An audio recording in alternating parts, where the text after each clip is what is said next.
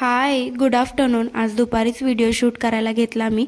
सकाळी video shoot करायला विसरलेली त्यामुळे. आणि आज दुपारच्या जेवणामध्ये मी पालकची भाजी आणि कोबीची भाजी बनवलेली. आणि आपल्या घराजवळ एक साखर कारखाना होता, त्याला आज आग लागलेली.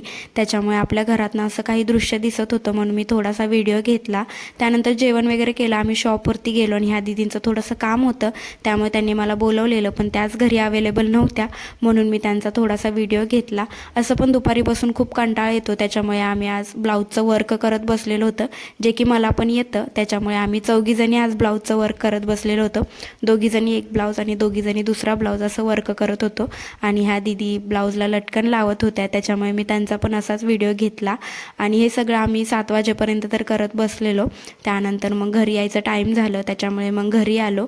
आणि घरी येताना मी कॉर्न आणलेलं होतं, कारण का मला थोडी भूक लागलेली.